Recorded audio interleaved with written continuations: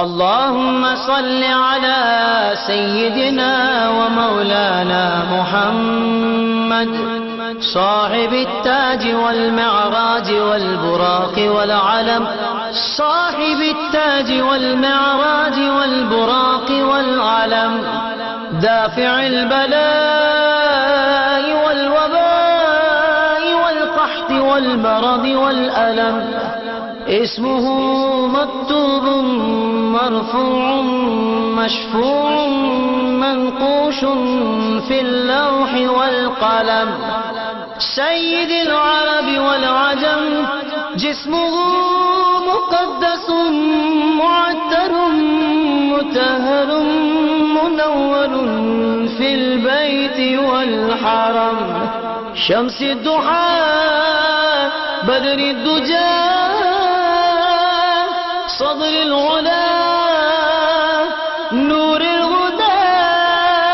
كافي البراء مصباح الظلم، جميل الشيم شفيع الأمم صاحب الجود والكرم، والله عاصمه وجبريل خادمه والبراق مركبه والمعراج سفره وسدرة المنتهى مقامه وقاب قوسين مطلوبه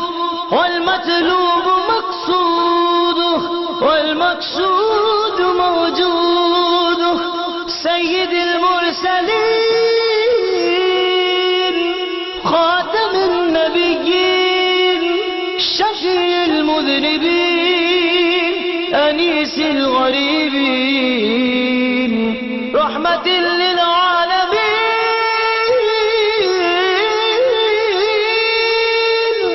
راحة العاشقين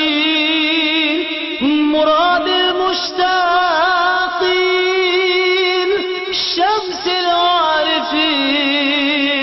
سراج السالكين مصباح المقربين محب الفقراء والغرباء والمساكين سيد الثقلين نبي الحرمين إمام القبلتين وسيلتنا في الدارين صاحب قاب قوسين محبوب رب المشرقين ورب المغربين جد الحسن والحسين مولانا ومولى الثقلين أبي القاسم سيدنا محمد بن عبد الله نور من نور الله نور من نور الله، يا أيها المشتاقون بنور جماله بلغ العلا بكماله كشف الدجى بجماله حسنت جميع خصاله، صلوا عليه وآله وسلموا تسليما،